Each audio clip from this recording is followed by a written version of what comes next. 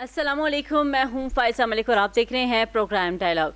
नाज़रीन, आज हम बात करेंगे एक ऐसे मौजू के ऊपर जो कि इस वक्त पूरे पाकिस्तान के अंदर डिस्कस किया जा रहा है। ना सिर्फ पाकिस्तान के अंदर बल्कि भारत में इस मौजू को जो है बड़े शादियाने बजा के जो है वो इस्तेमाल किया जा रहा है और जिस तरह से अप्रिशिएट किया जा रहा है काबिल मज़म्मत है। नाज़रीन, आज के प्रोग्राम में हम बात करेंगे कि क्या रियासती इदारे, सियासत, सोशल मीडिया और कौमी सलामती के जो इदारे हैं सियासी बयानियों की जद में हैं।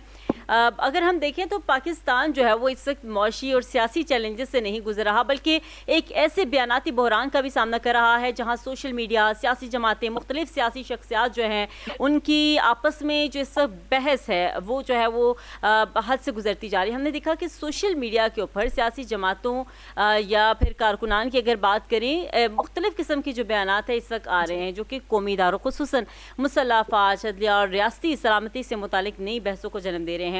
गुज़िश्ता अगर चंद बरसों की बात करें तो तमाम जो बड़ी सियासी जमातें हैं उनके मुख्तलिफ रहनुमाओं की जानिब से ऐसे बयानात जो हैं वो सामने आते रहे हैं जिन्हें बाज़ हल्कों ने रियासती इदारों पर तनकीद करार दिया, जबकि मुतल्लिका जमातों ने कई मौके पर उन्हें सियासी तनाजुर या सियाक़ो सबाक़ में देखने की बात की है। यही वजह है कि आज सवाल सिर्फ किसी एक सियासी जमात के नहीं बल्कि पूरे सियासी कल्चर का बन चुका है।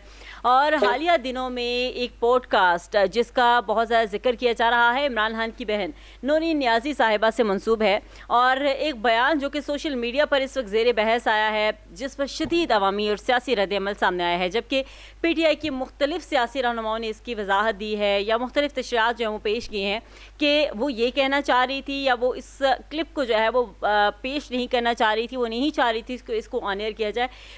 मुख्तलिफ किस्म की आरा आ रही हैं कि AI है या डिफरेंट चीज़ें हैं।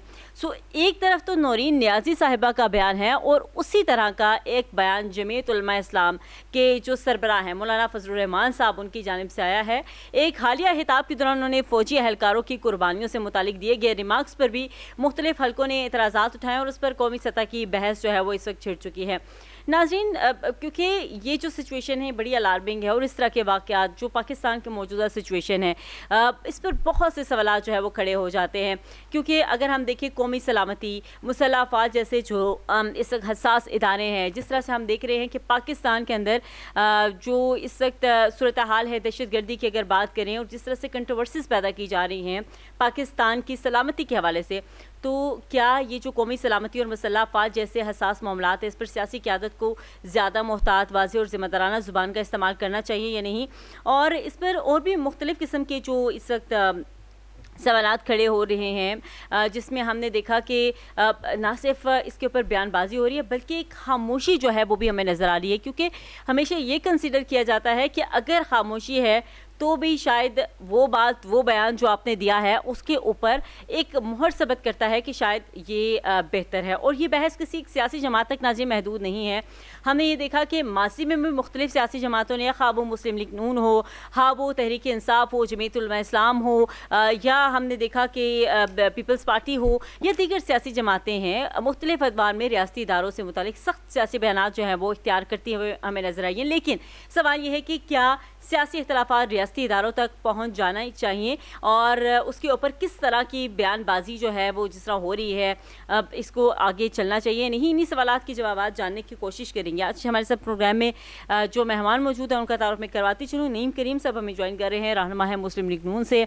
मिर्ज़ा इख्तियार बेग साहब हमें ज्वाइन कर रहे हैं, रहनुमा है पीपल्स पार्टी के। और दीगर जो भी मेहमान हमारे साथ मौजूद होंगे उनका तारुफ भी मैं करवाती चलूँगी, उन्हें प्रोग्राम में शामिल करेंगे।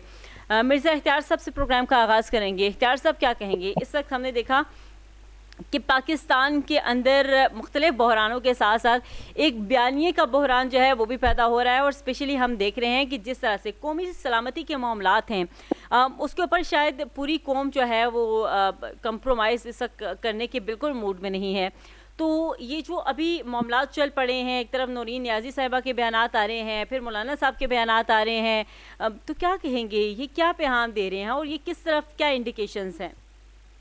देखिए, पहले मैं नूरीन नियाज़ी की जो स्टेटमेंट है उस पर बात करना चाहूँगा कि ये स्टेटमेंट गैर जिम्मेदाराना, अनकॉल्ड फॉर और ये नेशनल सिक्योरिटी की जो एम्बिट है उसमें आता है कि उसकी खिलाफ वर्जी है, उस पर अटैक है, उस पर मुजरमाना हमला है और जो इन हालात में कोई भी पाकिस्तानी जो है वो तस्वुर नहीं कर सकता कोई इस तरह का स्टेटमेंट दे। जो जिक्र किया गया 5 मई का 2025 में, वो इतना संगीन इल्जाम है हमारी फौज पाकिस्तान पे, जिसको पूरे दुनिया सराह रही है, जिनकी कारकर्दगी 20 बार तकरीबन डोनाल्ड ट्रंप जो है वो बतला चुके हैं, खसूसन एयर फोर्स की। आज आप उनके बारे में ये कह रहे हैं कि इन लोगों ने ड्रामा ऑर्केस्ट्रा किया था। मैं समझता हूं आपको अपने जीने के लिए जो नैरेटिव चाहिए वो ये खुदा के वास्ते पे नेशनल सिक्योरिटी और फौज पाकिस्तान इस्टेब्लिशमेंट को ना ले। ठीक। आपके पास अब अगर नैरेटिव नहीं बचा है, आपकी इनिंग खत्म हो गई है, लोगों ने रिजेक्ट कर दिया है, रोडों पे आके मासेस के साथ जलसे जुलूस से हासिल कुछ नहीं हुआ है, तो अब आप इस हद तक जा सकते हैं। मुझे नहीं उम्मीद थी कि नौरीन नियाज़ी साहिबा के साथ पूरा ये प्री प्लान है, ये उनसे करवाया गया है, आपका ये ख्याल है? और एनसीसीआईए जिसके एम्बेट में आती है इसकी इंक्वायरी, उससे मैं रिक्वेस्ट करूंगा कि इसको थॉरो इंक्वायरी की जाए नेशनल क्राइम एजेंसी से, ताकि ये जुर्रत ना हो कि नेशनल सिक्योरिटी के ऊपर ये खेल नहीं है। ये दो मुल्कों के जंगें खेल नहीं थी, ये पूरी दुनिया ने इसको देखा है और मार्का हक को हम फख्र से पेश करते हैं। अभी भी हम उस पर मान करते हैं, नाज करते हैं और आइंदा भी करते रहेंगे।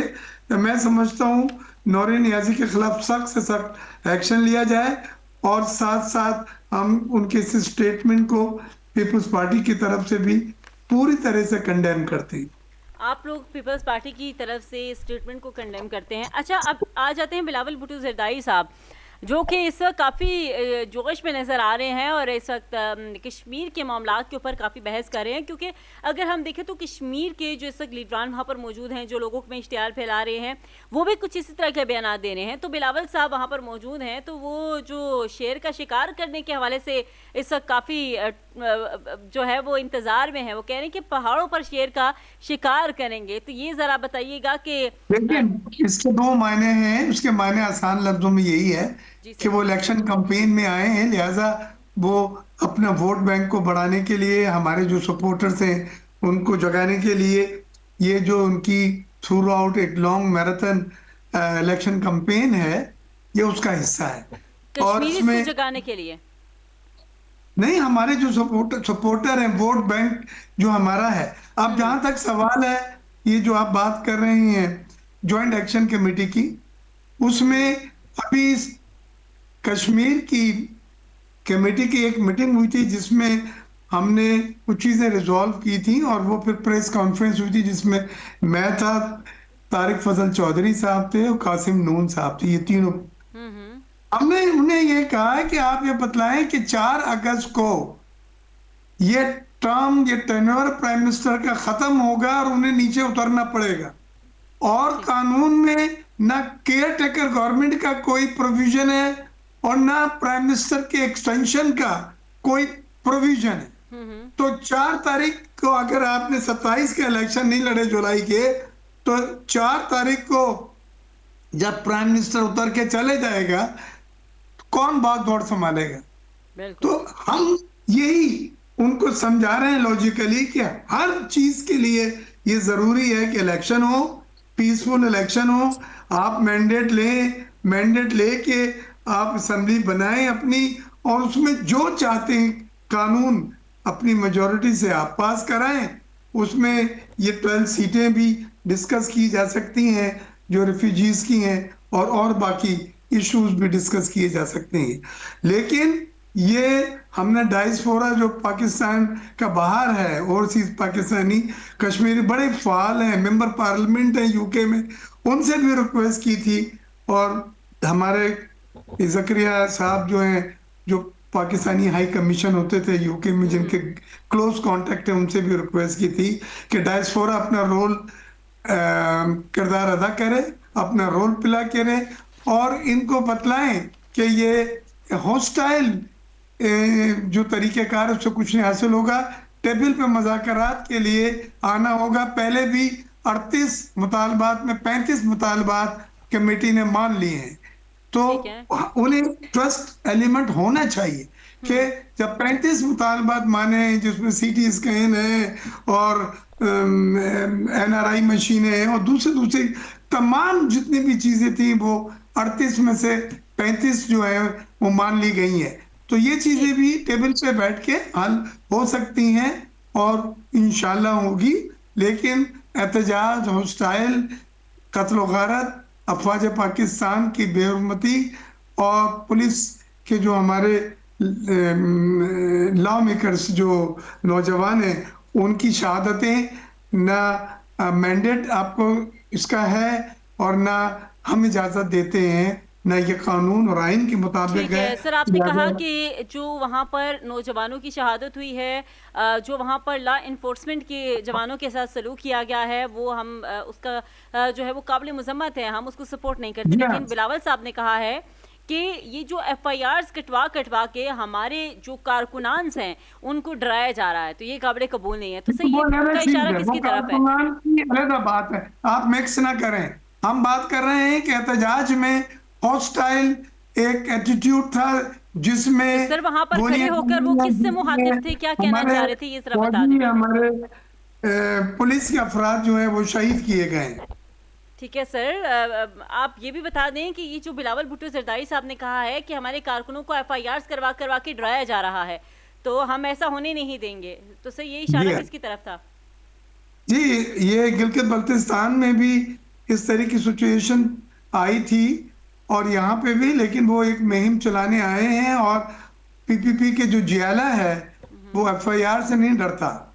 और आपने देखा आज जलसे में और उससे पहले जलसे में भी जो शिरकत हमारी हुई है, इट इज ठीक अनप्रेसिडेंटेड। है सर, ठीक है हमारा लाहौर से जलसे नहीं हो रहा है, ठीक है हमारे आजाद कश्मीर में मौजूद होकर जलसे हो रहे हैं और टर्न आउट जो है वो अनप्रेसिडेंटेड है, उसमें कोई समझाने की मुझे जरूरत नहीं। और बिलावल साहब को ठीक है क्रेडिट सर, वो तो जाता खैर है कि 27 वो को हम देखेंगे कि क्या सूरत हाल बनती है, इलेक्शन कैसे कंडक्ट इंशाल्लाह किया जाएगा और किस तरह से इसको इंशाल्लाह जो है वो हतमी मराहल में शामिल किया जाएगा। सर आप हमारे साथ ही मौजूद रहिएगा। नईम करीम साहब आपका पॉइंट भी लेंगे, बहुत शुक्रिया आपके कीमती वक्त का। नईम साहब, हम स्टार्ट करते हैं, ये जो सिविल मिलिट्री ताल्लुकात के हवाले से हमेशा से एक सियासी टॉपिक इसको बना दिया जाता है और ये जेर बहस आता है। सर ये जो वकला तहरीक की अगर हम बात करें, क्योंकि हम थोड़ा बैकग्राउंड में अगर जाएं, 1971, 1999, धरने, सियासत, पनामा केस, 9 मई 2023 अभी जो रिसेंट गुजरा है, हर इंसिडेंट में मुख्तलिफ अदवार में रियासती इदारे जो हैं वो सियासी मुबाहसत का जो हिस्सा है वो बनते रहे हैं। सर इसको हम कैसे अलग करेंगे और किस तरह से सियासी ताल्लुकात, सियासी असर रसूख को मिलिट्री से अलग करके अपनी सियासत के ऊपर चला जाएगा, क्योंकि ये तो एक तारीख का हिस्सा बन गया है। देखिए, अख्तार साहब ने बड़ी बड़ी पॉजिटिव जो है बात की है। बिल्कुल मैं अप्रिशिएट करूंगा, उनकी उनकी सोच को भी मैं अप्रिशिएट करूंगा, उनकी बात को भी अप्रिशिएट करूंगा। और मकसद ये है कि हमें सब चीज़ों को ना अपने अपने बॉक्स के अंदर रखना पड़ेगा। अपने अपना खाना है हर चीज़ का ना, अपनी अपनी। और सियासी दंगल इलेक्शन में होना वो एक अलहदा है, लेकिन मुल्क की सालमियत के ऊपर बात करना वो एक अलहदा टॉपिक है। अब मुल्क की सालमियत पे आके अगर हम सियासत करेंगे तो वो एक्सेप्टेबल नहीं है किसी को भी। ठीक है, वो कोई भी करे। अब देखिए, अगर आज हुकूमत, पीपल्स पार्टी और मुस्लिम लीग नून मिलकर इस पाकिस्तान को एक नई राह पे लेके आए हैं और कंट्रीब्यूशन के साथ सिंध में 2 सूबा मुल्क की हुकूमत है, बलूचिस्तान में, इसी तरह बाकियों में है। तो इसका मतलब ये नहीं है कि जी हमारी कोई नजरियात एक हो गए या हमारी आइडियोलॉजी एक हो गई या हम एक दूसरे के फॉलोअर्स हो गए। सियासी मैदान अपनी जगह पे है, वो जो रेस है वो उसी तरह ही रहेगी, जेके हो, जेबी हो, कोई भी इलेक्शन हो। देखिए, इसका ये किसी भी मुल्क में ऐसा नहीं होता। ये लोग मिक्स कर जाते हैं कि ये तो साथ हैं और अब लड़ रहे हैं, ये जेके में इलेक्शन है तो वहां लड़ रहे हैं, जीबीए में हुआ तो उन्होंने ये एक दूसरे के लिए ये किया। वो अलग अलग मैदान है। बाकी बात, असल जो सेंसिटिव इशू है वो वही है, जो नेशनल सिक्योरिटी इंटरेस्ट है या नेशनल सिक्योरिटी जो पॉलिसी है उसके अगेंस्ट अगर कोई बंदा खड़ा होता है, वो सिविलियन हो, वो किसी इदारे का हो, वो किसी पोलिटिकल पार्टी का हो, कहीं पर हो, उसको हमें समझने की जरूरत है कि नैरेटिव आ कहाँ से रहा है। सबसे बड़ी जो चीजें नैरेटिव लाने वाले, एजे के हालात खराब करने वाले बलूचिस्तान में, कीपी में हैं कौन? भारत है। अब इस नैरेटिव को हमने सबने पॉलिटिकल पार्टीज ने मिलके इसको रिजेक्ट करना है। लेकिन होता ये है कि उसमें एक जो पॉलिटिकल पार्टी है वो बैठी है, वो उसको एक्सेप्ट कर लेती है, वहां जाके वो संदूर टू की बातें करना शुरू कर देते हैं। ये चीजें मैं समझता हूँ कि इसके ऊपर किसी भी किस्म की कोई कंप्रोमाइज किसी सूरत में नहीं हो सकता कि आज पार्टी महाज में हम कहाँ से कहाँ चले गए। तो ये अकेले एक किसी बंदे के उसमें नहीं था, इसमें आर्मी चीफ साहब की जो है खिदमत में, प्राइम मिनिस्टर साहब की और तमाम पार्टी की सपोर्ट के साथ ये सारा कुछ मुमकिन हुआ है। किसी सिंगल हैंडेड उसके ऊपर नहीं हुआ, उसको मेंटेन करके आगे चलना वो एक अलग है। मुल्क के अंदर जो हालात हैं, जो देखिए जमहूरियत के अंदर इख्लाफ राय होना, सड़कों पे आना, जलसे जुलूस करना, पूरा मन एहतजाज करना, ये जमहूरी मुल्क के अंदर ये होता है, हिस्सा है उसका। लेकिन उसके अंदर जो आपके सामने हुआ, आप ये मुरीद के भी लोग मिसालें देते हैं, यही लोग आप बैठ के बातें कर रहे हैं जिनको आप फितना तो क्या कह सकते हैं, पाकिस्तान ही कह सकते हैं हम इनको, कि अगर वो जिस तरह मौलाना साहब ने भी बात की है, मेरा एक छोटा सा क्वेश्चन अगर उन तक पहुंच जाए कि मुझे बताएगा उनका कंट्रीब्यूशन क्या है ये सारे मामलात के अंदर बेहतरी के लिए। नेगेटिव, यहाँ तो वो कंट्रीब्यूट कुछ कर रहे हो तो उसके बाद उनको हक नहीं है कि वो किसी किसी वर्दी वाले के लिए, किसी शहीद के लिए इस किस्म की बात करें। वो उनकी पार्टी के अंदर भी लोग मौजूद होंगे जिनके बच्चे जो है वो वर्दी में आज पुलिस में भी हैं, फौज में भी हैं, एफसी में भी हैं, जो शहीद भी हो रहे हैं, जो गाजी भी हैं। इनको इस किस्म की बात जो है वो जेब नहीं देती। नंबर स्कोर आप करना चाहते हैं, सियासी नंबर स्कोरिंग करना चाहते हैं, तो उसके लिए बहुत सारे महाज हैं। किसी की लाश पे, शहीद की लाश के ऊपर आप खड़े होकर ये बातें करें, बहुत नामनासिब है। मैंने पहले भी तो चैनल्स पे ये बात की है, वो एक्सेप्टेबल नहीं है किसी को भी। बात आपने जो की, जो आपका क्वेश्चन है कि सियासत से जो अदारे हैं हमारे, उनको हम कैसे अलग कर सकते हैं। देखें ठीक हमारे जो हालात हैं, आप पहले देख लें ना कि हम दहशतगर्दी ठीक है नईम साहब, इसके के ऊपर अंदर जैसे मजीद भी बैठे हुए जो हम है कैसे इस अलग कर सकते हैं। हम डिस्कशन को इलेक्शंस आगे में हमें कंटिन्यू एफसी की भी करेंगे। जरूरत पड़ती है, हमें रेंजर्स की भी जरूरत पड़ती है। जी ठीक जी है, जी बजा फरमाया आपने नईम साहब, और इसको हम यहीं से आगे कंटिन्यू करेंगे। यहाँ पर एक शॉर्ट ब्रेक लेते हैं, साथ रहिएगा।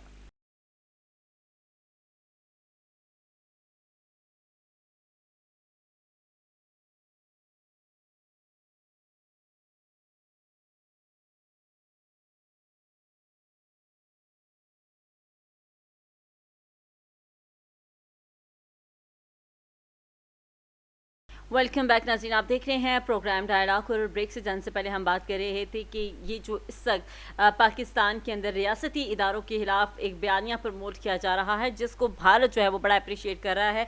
सो नईम साहब जो हैं वो इसके ऊपर डिस्कशन कर रहे थे कि जिस तरह से सिक्योरिटी इदारे पाकिस्तान के लिए काम करते हैं, शायद हम उसको तसव्वुर भी नहीं कर सकते। अगर उसको थोड़ा सा हम देखें, जो दहशतगर्दी के खिलाफ ऑपरेशंस की अगर फहरिस्त को देखें, जिसमें राह रास, राह निजात, रद्दुल फसाद और दीगर जो अभी भी ऑपरेशंस इस वक्त चल रहे हैं दहशतगर्दी के लिए, सो मेरे ख्याल में उसके ऊपर सिर्फ और सिर्फ अप्रिसिएशंस बनती हैं। और इसमें हज़ारों पाकिस्तानी फ़ौजी, कानून नाफिज करने वाले इदारों के अहलकारों ने अपनी जानों का नजराना जो है वो पेश किया है। अभी भी हम देख रहे हैं कि कश्मीर में जो हालात इस वक्त बने हैं, उसमें जिस पाक फौज का किरदार, नौजवानों का किरदार, फिर हमारी जो इस वक्त कानून नाफिज करने वाले इदारों के अहलकार हैं, पुलिस है, सो आई थिंक कि उनके किरदार को सिर्फ और सिर्फ हम अप्रिशिएट कर सकते हैं और हम सोच ही सकते हैं कि हम ये कुर्बानी जो है वो दे सकें। सो नईम साहब, आप बात कर रहे थे, और अगर हम इसी से रिलेट ये बात करें कि इस वक्त तो जो सूरत हाल है, जो बयानात है, उससे हट के अगर हम देखें जो मुल्क की हालात हैं, उसमें किरदार जो इस वक्त हमारी सिक्योरिटी इदारों का है, नो डाउट उसको हम बयान नहीं कर सकते। सो अभी 27 जुलाई को एक इम्पॉर्टेंट एक हैपनिंग जो है वो होने जा रही है कश्मीर के अंदर, इंतखाबात जो हैं। सो इस हवाले से क्या इस वक्त तैयारियां की गई हैं, किस तरह से उनको कंडक्ट करवाया जाएगा, क्या पॉलिसीज बनाई जाएंगी? नईम कनीम साहब हमारे साथ मौजूद हैं। जी जी जी आप सुन सकती हैं मुझे? जी जी अच्छा देखें, जो जो नैरेटिव की बात है ना, अब सोशल मीडिया नैरेटिव है ये सारा कुछ। अब जेएसी का बनना इस मौके पे जब इलेक्शन नज़दीक थे, ये जो पॉइंट्स ये बात कर रहे हैं और जिन चीज़ों को उन्होंने पेश किया, 35 पॉइंट बना के उसमें से 32 मान भी गए, ये कुछ 2 साल पहले भी किया जा सकता था ना। ये जरूरी नहीं था कि इलेक्शन के करीब बिल्कुल लाके ये किया जाता। ये फंडेड पूरा एक एजेंडा है, पूरा फॉरेन फंडेड एजेंडा है। जो लोग बैठे हुए हैं वो वहाँ पे यूके में बैठे हुए हैं, और उसके बाद वो बैठ के वो यहाँ पे कश्मीर की सियासत करना चाहते हैं। और फंडेड कौन कर रहा है? वो भारत कर रहा है। आपको पता है, मैं 1-2 चैनल पे, भारतीय चैनल्स पे भी गया हूँ, इसी हफ्ते में मैं जाने का इत्तेफाक हुआ। तो उनकी तो वो तो खैर इसको जेके तो कहते नहीं, आपको भी पता है जेके को कुछ और वो कहते हैं। वो बात ये है कि उनका नैरेटिव तो हम अडॉप्ट नहीं कर सकते ना। हमारे लोगों को ये समझ होनी चाहिए कि 1947 के बाद हिस्ट्री भी थोड़ी सी पढ़ लेनी चाहिए बच्चों को, और पढ़ानी भी चाहिए। आज हम यूथ की बात करते हैं जो सड़कों पे आए हुए हैं, तो उनको हिस्ट्री भी पता होनी चाहिए कि जेके जीबी की हिस्ट्री क्या है। आज वो बात करते हैं कि जी जीबी को इन्होंने प्रोविजनल जो है सूबे का वो दिया है, ये भी उन्होंने क्वेश्चन बड़ा उठाया। तुम्हारे साथ अच्छे एक लॉयर भी बैठी हुई थी, उन्होंने बड़ा अच्छा उनका जवाब दिया। बात यह है कि ये नैरेटिव को समझने की जरूरत है, हर बंदा नहीं समझ सकता। हमारे स्कूल, कॉलेजेस, यूनिवर्सिटीज के अंदर भी ये चीजें नहीं पढ़ाई जाती, इनको पढ़ानी चाहिए, बताना चाहिए है क्या।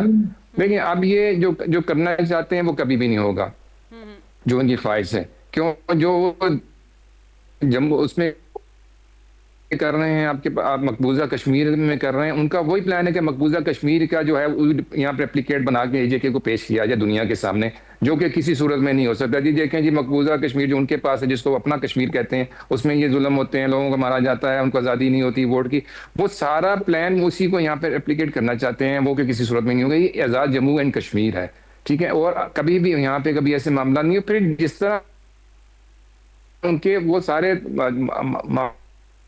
मामलात को माना गया, उनकी एंजाइम थी, उनको दूर किया गया, उनके केसेस खत्म किए गए। वहां पे आपको पता है कि आज वहां पे बिजली की क्या कीमत है, वहां पे आपके पास गंदम की क्या कीमत है, पूरी दुनिया के अंदर रिकॉर्डेड है। ये यहाँ पे अजीब नैरेटिव लेके आते हैं। बात ये कि नैरेटिव ये कहाँ से चला, ये वही नैरेटिव है जो बलूचिस्तान से चला।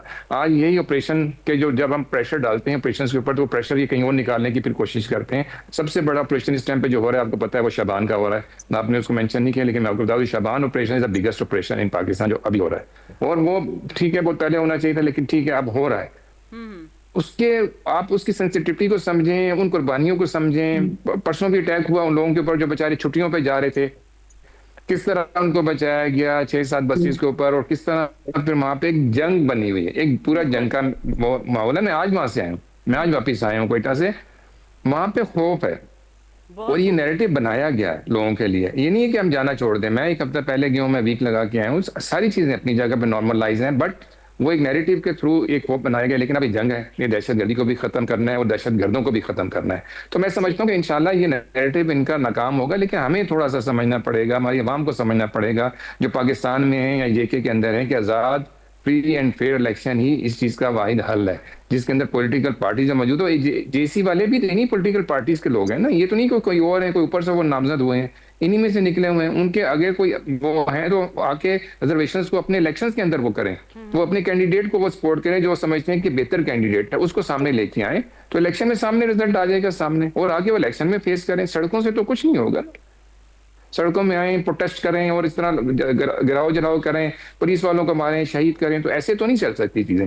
तो ये कि इंशाल्लाह इलेक्शन होंगे और एजे के अंदर जो फ्यूचर है वो और इलेक्शन कैंपेन्स जो है उसके ऊपर काम होना चाहिए। लेकिन सर ये बताइएगा, क्योंकि अभी 27 जुलाई को इलेक्शन की डेट है और अभी आज 19 है, तो वहाँ पर कैंपेन्स कैसे कंडक्ट की जा रही है? क्योंकि इस वक्त जो इंतशार है जो हम सोशल मीडिया के ऊपर देख रहे हैं डिफरेंट प्लेटफॉर्म्स के अंदर, तो वहाँ पर सूरत हाल क्या बनाई जा रही है? किस तरह से जो सियासी जमातें हैं वो अपनी कैंपेन्स को कंडक्ट कर रही हैं? देखिए, पीसफुली कर रही हैं। बीच में इक्का दुक्का एपिसोड बिल्कुल हो जाता है, वो इंडिविजुअल की बेस के ऊपर होता है, पार्टी बेस के ऊपर नहीं होता। वो जो कैंडिडेट है इंडिविजुअल, उसकी बेस के ऊपर अपना प्रेशर, अपना ताकत दिखाने के मामले के ऊपर होता है। एज ए पार्टी बेस हम कहेंगे कि पार्टीज आपस में क्लैश कर रही हैं, ऐसा नहीं है। बीच में अरादी के जो मुस्लिम लीग के कैंडिडेट के ऊपर पीपल्स पार्टी वालों ने हमला किया, ऐसा भी नहीं है। इंडिविजुअल बेस के ऊपर केस टू केस है। लेकिन बात है कि प्रेशर अभी ज्यादा जो बिल्डअप किया जा रहा है वो किया इसीलिए जा रहा है कि 27 तारीख के जो इलेक्शंस हैं उनको जो सबदार किया जाए, उनको खत्म किया जाए ताकि ना हो सके। लेकिन वो अब रियासत के सामने अगर चंद लोग आ जाएं या चंद हजार लोग भी आ जाएं, तो ऐसा तो नहीं कि हम इलेक्शन उसको पोस्टपोन कर दें। आजाद इलेक्शन है, इलेक्शन का हिस्सा बने, इलेक्शन में आके अपना जो है खुद आगे जो है वो आप दें, और उसके अंदर फिर डिसीजन जो है उसको आप एक्सेप्ट करें सारा। मैं तो यही समझता हूँ। बाकी तो इसका रास्ता अगर ये जिस तरह की चल रहे हैं तो उस तरह तो इसका नतीजा नहीं निकल सकता किसी सूरत में भी। ठीक है। अच्छा, ये जो अभी बिलावल भुट्टो जरदारी साहब के एक ताज़ा तरीन बयानात आए हैं, वो तो ये कह रहे हैं कि पहाड़ों पर तीरों से जो है वो शेर का शिकार करेंगे जो तारीख याद रखेगी। साथ ही उन्होंने ये कह दिया कि हमारे जो वर्कर्स हैं, हमारे जो कारकुनान हैं, इस वक्त उनको FIRs करवा के डराया जा रहा है जो हम होने नहीं देंगे। सो बेसिकली इसको बता दीजिए कि ये बयान उन्होंने किसके लिए दिया, वो क्या कहना चाह रहे हैं, कि कौन FIRs करवा रहा है, किस तरह से डरा रहे हैं? असल में पब्लिक और आवाम जो है ना, वो बहुत सारे ऐसे अल्फाज सुनना भी चाहती है, ऐसे नारे भी सुनना चाहती है अपने कायदीन से, अपने लीडरशिप से ना। एक हमारा बड़ा ट्रेंड जो है ना इलेक्शन में वही चलता आ रहा है जो पिछले 70 साल से, हमने उसको चेंज नहीं किया। हमारा कोई ट्रेंड ऐसा नहीं है जो अमेरिका या ब्रिटिश में कोई इलेक्शन हो रहे हैं उस तरह का नहीं है। उसी तरह हमारी आवाम अभी भी वही पसंद करती है जो हमारा जो लीडर आया है उसने क्या नारा लगाया, उसने क्या बयान दिया। तो ये पॉलिटिकल थोड़ा सा नारा हो सकता है जी, नेचुरली है, बिल्कुल। एजुकेशन की भी कमी है, अवेयरनेस की भी कमी है, सोशल मीडिया जो है वो भी बिगाड़ पैदा करता है। हम चल पड़ते हैं झूठ के पीछे, बात कुछ कही जाती है, उसके साथ दो बातें खुद लगा के कुछ और पेश कर देते हैं। कोई भी सियासी नारा कह सकते हैं जी। समाज का लीडर अगर इस तरह का बयान देगा तो हम जिसको कह रहे हैं कि इसको हमने ट्रेंड सेट करना है, तो डेफिनेटली फिर वो बयानात भी आएंगे जो बाकी दुश्मन जिसकी ताक पे बैठे होते हैं वो फिर दिए जाते हैं सियासी रहनुमाओं की जानिब से। सो इसके ऊपर भी बात करेंगे। मिर्ज़ा साहब क्या समझते हैं, चूँकि अभी जिस तरह से हमने देखा कि बिलावल भुट्टो ज़रदारी के अगर बयान को ही देख लें, सो सर ने कहा किस तरह के बयानात आते हैं और हमारी आवाम उसको पसंद भी करती है, शायद अवेयरनेस की कमी है या मुख्तलिफ पहलू इसमें शामिल होते हैं। सो सर कैसे फिर हम नौजवान नस्ल को किस बयानिया से मुतासर कर रहे हैं, ये क्या बयानिया है जो हम प्रमोट कर रहे हैं, फिर हमारा जो इस सिलेबस है उसमें हमारी फिर क्या कौमी जिम्मेदारी है कि किन पहलुओं को मजबूत किया जाना चाहिए, कैसे आगे चलना चाहिए? देखिए, आप जिस चीज को, जिस बयान को पेश कर रही हैं और एम्फेसाइजिंग कर रही हैं, मैं नहीं समझता कि कोई इतना अहम इशू है। बिलावल साहब इलेक्शन कैंपेन में हैं, ये सब चीजें इलेक्शन के पार्ट एंड पार्सल होती हैं। दूसरी चीज, और उन्होंने सिर्फ यही चीजों की बात नहीं की है, उन्होंने मैनिफेस्टो पेश किया है। उन्होंने कहा कि हम चाहते हैं कि आपने देखा होगा गिलगित में उन्होंने कहा था कि ये एक सूबा बने। ये एक मेजर मैनिफेस्टो में रिफॉर्म थी जो पेश की गई। यहाँ पे भी उन्होंने रिफॉर्म पेश करी हैं एजे के लिए, तो उसको भी देखें। लेकिन I will as a political worker सिर्फ इसको मैं इलेक्शन कैंपेन कहूंगा। हाँ, कई शिकायतें थी, आई हुई, पहुंची है, उनका जिक्र कर दिया।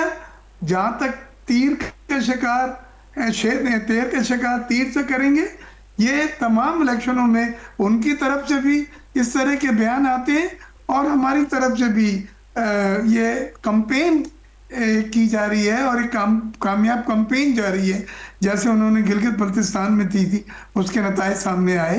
तो हर जगह के फंडामेंटल होते हैं, हर जगह की अपनी एक रिक्वायरमेंट, एक सोच, एक माइंडसेट होता है, उसके हिसाब से वहां पे कैंपेन जो है वो चलाई जाती है। तो इसमें हम अलाइज हैं, एक दूसरे की रिस्पेक्ट करते हैं, हम कुछ इश्यूज पे मुत्तफिक भी हैं। हम चाहते हैं इलेक्शन 27 जुलाई को हो, और मुस्लिम लीग नून भी यही चाहती थी कि इलेक्शन 27 जुलाई को हो, और उसके लिए हमने हर जगह इस बात पे जोर दिया, एम्फसाइज किया कि इलेक्शन का होना जमहूरियत की बका है, ये जमहूरियत के लिए ज़रूरी है। और मैंने आपको बताया कि हमने 4 घंटे की कश्मीर अफेयर कमेटी के बाद जो प्रेस कॉन्फ्रेंस थी, उन्हें दलाइल के साथ हमने बताया है कि 4 या 5 अगस्त को प्राइम मिनिस्टर का टेन्योर खत्म हो जाएगा आजाद कश्मीर का, और उतर के चले जाएंगे, और आपके पास कोई प्रोविजन नहीं है कि आप केयरटेकर बनाए या उस टेन्योर को एक्सटेंड कर सकें। तो हमारा काम है समझाना, लीगली भी, टेक्निकली भी, मॉरली भी। अगर वो जज्बात में है, गुस्से में है, तो ये लीडरों का एक जिम्मेदारी बनती है कि उनको बतलाया जाए और फिर उनको एक राह दिखाई जाए कि इस वजह से हम तजवीज़ ये करते हैं कि ये राह इख्तियार करनी चाहिए आपको, जो हम कर रहे हैं। और बिलावल साहब ने भी वो इलेक्शन की तो हिमायत में खुद मौजूद है वहाँ पे कैंपेन करने के लिए। ठीक है, बिलावल साहब वहाँ पर मौजूद है कैंपेन्स करने के लिए, और इस वक्त आपका ये कहना है कि कोई इस तरह की इबाम इस वक्त मौजूद नहीं है। अच्छा सर, मैं आपकी तरफ आऊँगी। नईम साहब, इस वक्त हम देख रहे हैं कि एक तरफ तो जो मुल्की हालात है, इकॉनमी की बात करें तो इकॉनमी के जो हालात है वो आपके सामने है। पेट्रोलियम मस्तूआत की कीमतों में डेली बेसिस पे फ्लक्चुएशंस हो रही हैं, कभी कीमतें ऊपर जाती हैं, नीचे तो बड़ी मुश्किल से आती हैं। सो ये एक अलग टॉपिक है। दूसरी जानिब इस सियासी तौर पर जो महाज हैं, मौलाना साहब के जो बयानात हैं वो आप देख रहे हैं, वो भी एहतजाज करने जा रहे हैं और वो पीछे नहीं हट रहे। उनका कहना है कि वो एहतजाज करेंगे, और इस पीटीआई का भी यही कहना है कि वो भी एहतजाज की तरफ आएंगे। फिर कश्मीर के अंदर हालात देख लें, इलेक्शन की तारीख करीब है। सो हुकूमत कैसे इन तमाम तर चीज़ों को कंट्रोल करेगी? कितना डिफ़िकल्ट टास्क है इस वक्त हुकूमत के लिए, और कैसे आप लोग मैनेज करेंगे? जी, मैं कह रहा था जो मेजॉरिटी ऑफ पॉलिटिकल पार्टीज हैं जो हुकूमत का हिस्सा हैं, देखें वो भी तो स्टेक होल्डर हैं। अब वो चंद जो लोग हैं या जो चंद पार्टी जो बाहर बैठी हैं, अगर वो एहतजाज पे आना चाहती हैं तो पुरअमन एहतजाज उनका हक है, वो आए पुरअमन एहतजाज, और किसी पॉइंट के साथ आए, किसी एजेंडे के साथ आए। अगर वो उसी एजेंडे के साथ आएंगे जिसके साथ वो 2 साल से 2.5 साल से आ रहे हैं, तो उसका तो कोई नतीजा नहीं निकल सकता ना। यहाँ तो कोई एजेंडा हो, महंगाई है तो उसकी रीजंस भी हैं, पेट्रोल ऊपर जा रहा है उसकी रीजंस भी हैं। आपकी बात से भी मैं थोड़ा सा इतराज करूंगा, पेट्रोल जितना ऊपर गया उसके हिसाब से नीचे भी आया, एक दफा नहीं आया। देखिए आपके सामने 70 रुपये भी एक दफा नीचे आया, फिर 15 भी आया, फिर 5 भी हुआ, किसी का रुपया नहीं, ये पहले भी ऐसे ही होता है। अब वो ऐसी हो यहाँ हमारे पास इतनी उसकी हम खुद मुख्तारी हो गई, हम खुद प्रोड्यूस कर रहे हैं, फिर हमें तो लेना पड़ता है। और वही है जो इंटरनेशनल मार्केट में बढ़ रहा है, आज भी 4.5% बढ़ा पेट्रोल जो है, फ्यूल इसकी प्राइसेस बढ़ी हैं क्रूड ऑयल की, तो उसके मुताबिक हमें भी तो अपने आप को उसी में लाना पड़ेगा। अब देखें इसी के साथ साथ लोगों ने अब इलेक्ट्रिक जो है व्हीकल्स की तरफ जाना शुरू कर दिया, आपकी पब्लिक ट्रांसपोर्ट भी इलेक्ट्रिक की तरफ जाना शुरू होगी, तो सोल्यूशंस भी तो साथ साथ लेके आ रही है ना गवर्नमेंट। ठीक है, हमारे पास रिसोर्सेज इतने नहीं है कि जी हम फौरन इसके ऊपर जो है ऐसा कोई वो तरीकाकार बना लें कि जी फ्यूल के प्राइसेस फौरन नीचे ले आएं। ये उसी सूरत में होगा जब ईरान अमेरिका की जंग के अंदर कोई मजीद बेहतरी आएगी, वो सबको पता है। ये हमारे यहाँ भी पेट्रोल बढ़ा है, यूके में भी बढ़ा है। ठीक है, नईम साहब पॉइंट आपका आ गया कि इस वक्त जो ईरान और अमेरिका के अंदर इस वक्त एक दफ़ा फिर से जो जंग का स्टार्ट हो चुका है और अमेरिकी फ़ौज की जानिब से मुसलसल बमबारी जो है वो की जा रही है। इस हवाले से कई जो ममालिक है वो इसकी शदीद मज़म्मत भी कर रहे हैं, लेकिन अब मामला कहाँ को जाएगा, किस तरह से उसको जो है वो मैनेज किया जाएगा। सो हमारे साथ इस वक्त नईम साहब भी मौजूद हैं और मिर्ज़ा इख्तियार बेग साहब भी मौजूद हैं। मिर्ज़ा साहब आपसे मैं आऊँगी और ये बताइएगा कि ठीक है मिर्ज़ा साहब आपसे भी हम जानेंगे, लेकिन नईम साहब आपकी तरफ मैं आऊँगी और मैं ये जानना चाहूँगी कि इस वक्त जो अगेन अमेरिका और ईरान के दरमियान एक कशीदगी की जो लहर है वो चल पड़ी है।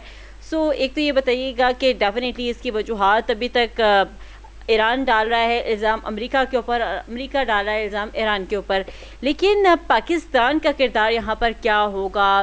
क्योंकि पाकिस्तान ने पहले भी सालिस के तौर पर किरदार अदा किया और नो डाउट जो पाकिस्तान ने किरदार अदा किया एक्सपेक्ट ऐसे पूरी दुनिया नहीं कर रही थी। सो अब पाकिस्तान का क्या किरदार होगा, किस तरह से दोबारा वही सूरत हाल पैदा की जा सकती है? जी, ईरान ने भी एक छोटी सी मिस्टेक की जिसको उन्होंने एक्सेप्ट भी किया, आपको पता है। अब वो जो मायदा है उसकी जो मेन जो शिकें हैं, उसके सबसे जो सेंसिटिव इशू है वो ये हर्मस है, ठीक है, जो स्ट्रेट ऑफ हर्मस है। अब स्ट्रेट ऑफ हर्मस के ऊपर आके और दूसरा जो बाकी चीजें थी वो तो अभी तो उसके ऊपर डिस्कशंस होनी थी, सीरीज ऑफ डिस्कशंस होनी थी, सीरीज ऑफ मायदे होने थे और साथ साथ उसके ऊपर चलती रहनी थी चीजें, लेकिन यहीं पे आगे डेडलॉक हो गया। अब देखिए चाइना भी बहुत ज्यादा कंसर्न है, पाकिस्तान इस टाइम पे कोशिशें कर रहे हैं।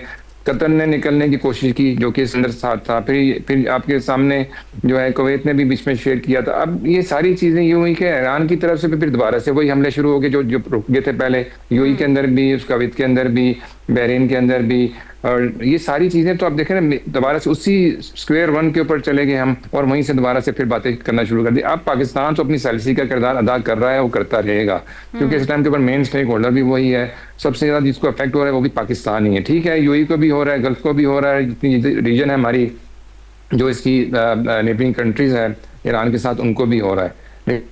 लेकिन बात सोचने की ये ना कि इसका हल खाली पाकिस्तान ही सोच रहा है, तो बाकियों को भी आगे आना चाहिए। अब टर्की उस तरह कंट्रीब्यूट नहीं करा जैसे पहले वो कर रहा था, हम एक्सपेक्ट करते हैं कि टर्की उसी तरह कंट्रीब्यूट करे जिस तरह वो पहले कर रहा था। ये प्रेशर बिल्ड हुआ था अमेरिका के ऊपर जाके, ट्रम्प के ऊपर, और उसके बाद ये सारे मैदे हुए थे। अब जिस तरह से दोबारा से बमबारी शुरू हुई है तो उसकी रिटेलिएशन के अंदर जो ईरान के पास जो चीजें हैं वो भी वो कर रहा है, तो वो वही कर सकते हैं, उनके जहाँ जहाँ पे अड्डे मौजूद हैं वहीं पे उनको वो जो है वो स्ट्राइक कर रहा है।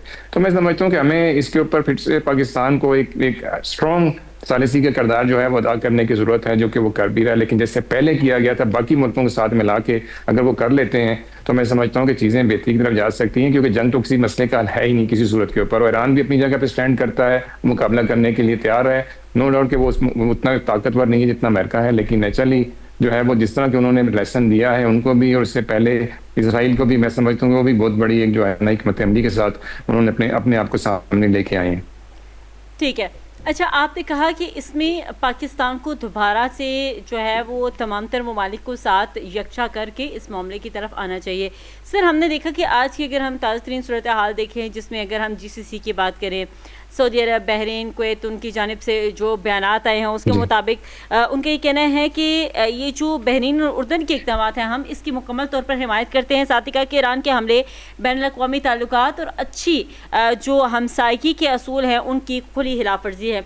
सर जब आपको इस तरह के बयानात का सामना करना पड़ता है जो कि अब ईरान के साथ वो वाली यूनिटी हमें नज़र नहीं आ रही, सो इसके पीछे कौन से एलिमेंट्स शामिल हैं और फिर ऐसे में फिर पाकिस्तान जो है वो किस तरफ जाएगा?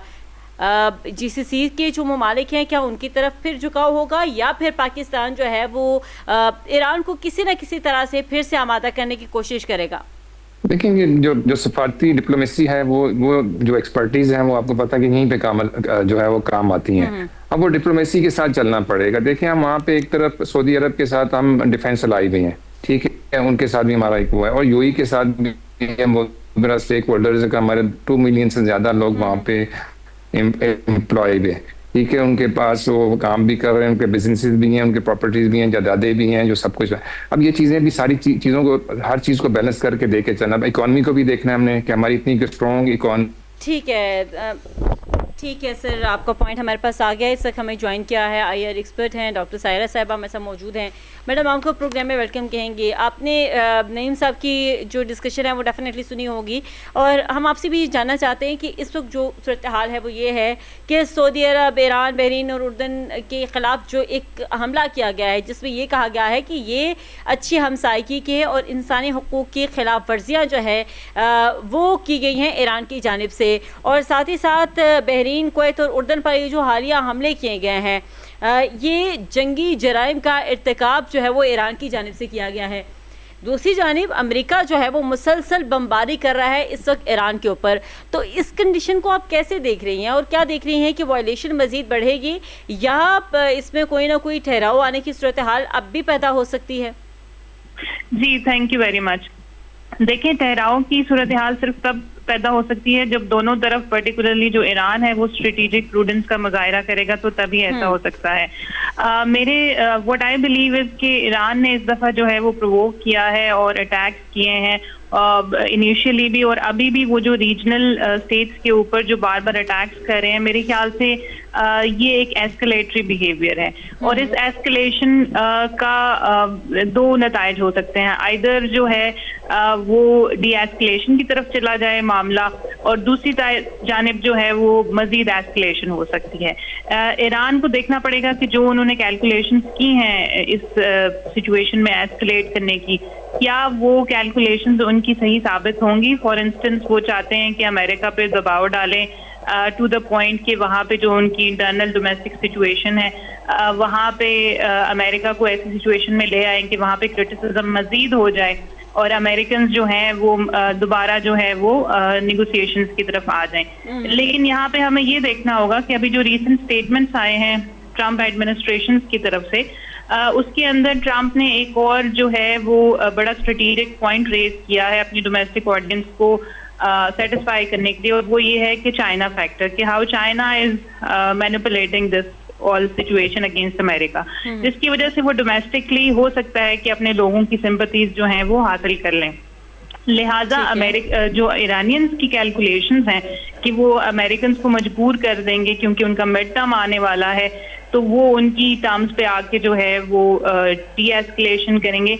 मेरे ख्याल में ईरानियंस को बहुत ज़्यादा इस वक्त प्रूडेंस का मुजाहिरा करने की ज़रूरत है। इस MOU का और इन इस्लामाबाद टॉक्स का जो फ़ायदा था, उसमें जो एडवांटेजेस पोजीशन थी वो ज़्यादा ईरानियंस के लिए थी, और ईरानियंस ने आई थिंक एक बहुत बड़ी मिसकैलकुलेशन की है, क्योंकि वो अब डिसएडवांटेजेस पोजीशन पे जो है वो आ जाएंगे इसके बाद, अगर उनका ये एस्केलेशन उनके मकासद पूरे नहीं करेगा। ठीक है, अच्छा ये बताइएगा कि एक तरफ तो हम देख रहे हैं कि जो GCC ममालिक हैं वो ईरान के एक्ट की शदीद किस्म के ख़िलाफ़ वर्जी कर रहे हैं, दूसरी तरफ अमेरिका की जानिब से जो हमले किए जा रहे हैं शदीद तरीन है। और आपने सदर ट्रम्प के बयान की बात यह है कि सदर ट्रम्प की जानिब से जो सख्त तरीन बयान दिए हैं, उन्होंने कहा कि ईरान जो है वो अबूरी एक जो मुआहदा था, कॉन्ट्रैक्ट था, उससे दस्तबरदार हो रहा है, तो हमें भी कोई परवाह नहीं है कि हम इस मुआहदे को कंटिन्यू करें या इसकी पासदारी करें। सो आज उन्होंने कहा है कि ये जो उर्दन में फ़ौजियों की हलाकत है, पेंटागन को पूरी शिद्दत से ईरान पर बमबारी का हुक्म भी दिया है। सो कैसे देख रही हैं कि एक तरफ अमेरिका जो है अब दोबारा से शिद्दत के साथ हमले कर रहा है, और दूसरी तरफ जो GCC ममालिक है वो भी ईरान के एक्ट के ऊपर शदीद मुखालफत कर रहे हैं? देखिए, जाहिर है कि GCC ममालिक तो क्योंकि they are even not the part of this war, लेकिन उनको जो है वो निशाना बनाया गया है।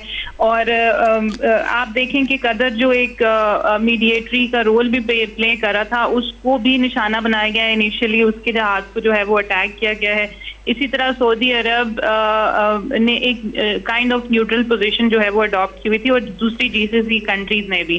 तो जाहिर है कि ये एक आई वुड से कि ईरानियंस की तरफ से एक इंस्टिगेशन है to the regional state. Although उनका जो नैरेटिव है वो ये है कि हम अमेरिकन बेसिस को निशाना बना रहे हैं, बट अल्टीमेटली जाहिर है कि वहाँ पे नुकसान जो हो रहा है वो जीसीसी स्टेट्स का हो रहा है। तो ये मुझे लग रहा है कि हो सकता है ये रीजनल वॉर की तरफ मामला चला जाए अगर Iran again I would say कि स्ट्रेटेजिक प्रूडेंस का मुजाहरा नहीं लेकिन करता। सारा ये बात बता दीजिए, क्योंकि ईरान ने तो स्टार्ट से ये कहा था कि अमेरिका अगर इस तरह से हमले जारी रखेगा, जो कि अमेरिका रख रहा है और शदीद तरीन रख रहा है, तो फिर ये हमले कैसे रुकेंगे जीसीसी के ऊपर? कैसे जो है वो ईरान हमला नहीं करेगा? उनके पास फिर क्या ऑप्शन है? देखें जी, एमओयू की वायलेशन पहले अभी जो करंट सिचुएशन में तो ईरानियंस की तरफ से हुई है, और फिर उसके बाद अमेरिकन ने भी उसकी वायलेशन, तो एमओयू की वायलेशन तो दोनों साइड से हो रही है। अब जहां तक बात है कि ये कैसे रुकेगा, तो अब आप देखें कि ऑलरेडी जो डिस्प्यूटेंट्स थे अमेरिकन और ईरान, उनके दरमियान ट्रस्ट डेफिसिट था बहुत ज्यादा। उस ट्रस्ट डेफिसिट को ठीक करने के लिए और उसको डील करने के लिए पाकिस्तान ने जो है वो इसमें एक बहुत इंपॉर्टेंट रोल प्ले किया है, ओमान ने बहुत इंपॉर्टेंट रोल प्ले किया है, कतर ने बहुत इंपॉर्टेंट रोल प्ले किया है। लेकिन अब जाहिर है कि क्योंकि दोनों एमओयू को वायलेट करें हैं और दोनों इस तरह का बिहेवियर जो है वो अडॉप्ट करें, जो मीडिएटर्स हैं उनके लिए भी ट्रस्ट डेफिसिट बहुत ज्यादा जो है वो बढ़ जाएगा। और अगर रीजनल वॉर होगी तो वो फिर जाहिर है कि पाकिस्तान के लिए और दूसरे मीडिएटर्स के लिए वो रास्ता तंग कर रहा है कि वहां पे फिर सारे इन मीडिएटर्स को they have to take the side. तो ये मामला जो है वो ऐसे मुझे लगता है कि होगा। कि आपका ये कहना है कि मजीद जो मीडिएटर्स हैं उनके लिए भी ये रास्ता तंग किया जा रहा है और उनके पास भी ऑप्शन अब मौजूद नहीं है कि वो एक टेबल पे बैठे और किसी की गारंटी लें, ऐसा गारंटर जो है वो आगे बढ़े। सो मामला अब मजीद क्रिटिकल होता हुआ नज़र आ रहा है। सो उम्मीद करते हैं कि इसके ऊपर प्रॉपर जो है वो ईरान की जानिब से भी कुछ ना कुछ जो है वो लेवरेज दिखाने की अशद ज़रूरत है।